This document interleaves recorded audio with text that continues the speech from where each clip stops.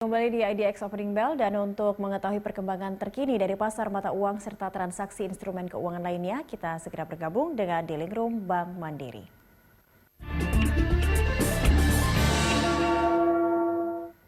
Pemirsa, saat ini kita telah terhubung dengan Senior Financial Market Analyst Bank Mandiri, Ruli Arya Wisnubroto. Selamat pagi, Mas Ruli. Selamat pagi, Mbak Cakri.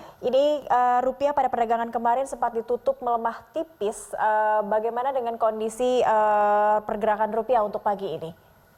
Ya, memang kalau saya melihat selama sepekan ini trennya memang cenderung melemah ya. Dengan tingkat volatilitasnya juga agak mengalami kenaikan ya. Kemarin sendiri itu ditutup di level 14.378. Pergerakannya itu di kisaran 14.260 sampai dengan 14.380 ya, atau hampir mencapai level-level 14.400 ya. Itu seperti itu.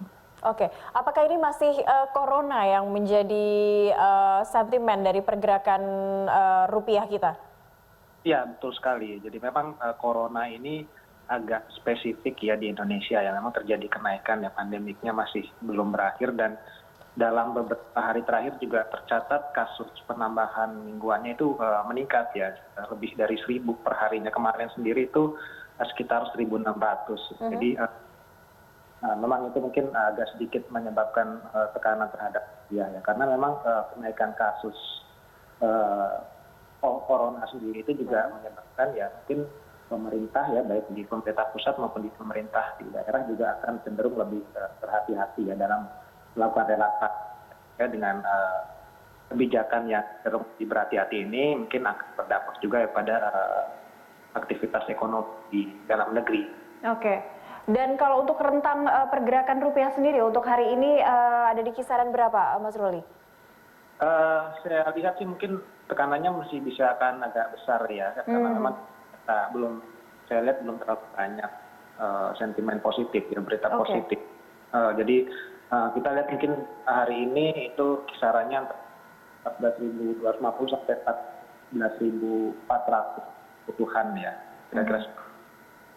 Oke, dan ini apakah inflasi Juni 2020 yang naik 0,18% juga menjadi tidak bisa menjadi sentimen positif bagi rupiah kita? Ya, sebenarnya memang meskipun relatif cukup rendah ya inflasi di bulan Juni ya 0,18 ya, tapi mungkin agak sedikit di atas konsensus ya pasar. Sebelumnya range-nya itu masih di kisaran 0 sampai 0 sekian, 0,05. Jadi memang publikasi inflasi kemarin itu tidak sebaik ya yang diperkirakan. Ya. Selain itu juga ada data PMI manufacturing itu juga kita masih menunjukkan bahwa aktivitas manufaktur di dalam negeri itu masih mengalami kontraksi. Jadi memang sebenarnya masih belum data-data ekonomi juga kita lihat beberapa hari terakhir itu cenderung tidak di bawah ekspektasi lah. Oke, itu kalau kita melihat sentimen dari dalam negeri begitu ya, meskipun inflasi yang juga rendah, namun tidak cukup kuat juga untuk menopang pergerakan rupiah kita. Tapi kalau dari rilis data tenaga kerja Amerika Serikat yang mengatakan bahwa unemployment di Amerika Serikat justru mengalami penurunan, apakah ini bisa menjadi sentimen positif juga untuk rupiah?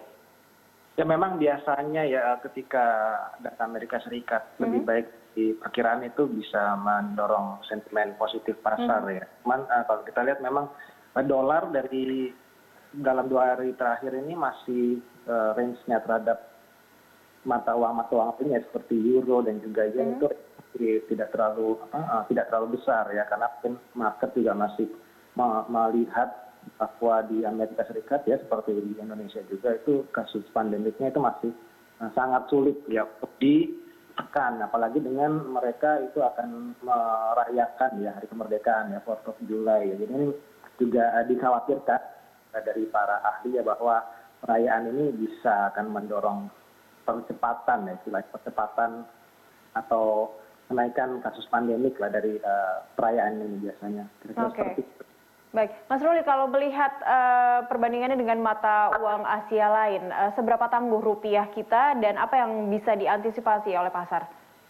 Ya kalau saya melihat memang kinerja kita itu agak tidak terlalu bagus ya dalam beberapa waktu terakhir ya. Jadi kembali lagi ini disebabkan oleh adanya kasus ya, data-data kasus corona ini masih cenderung naik ya, sudah di atas 1.000 atau mencapai 1.600. Jadi memang dengan kenaikan ini pemerintah akan lebih berhati-hati dalam membuka ekonomi. Sementara kalau kita lihat di negara-negara lainnya seperti Malaysia dan Vietnam itu berhasil ya menurunkan penyebaran corona ini. Jadi mereka bisa lebih cepat lah aktivitas ekonominya untuk kembali pulih ya. Kalau kita lihat dari PMI-nya mereka juga sudah menunjukkan bahwa mereka itu sudah mulai mengalami ekspansi.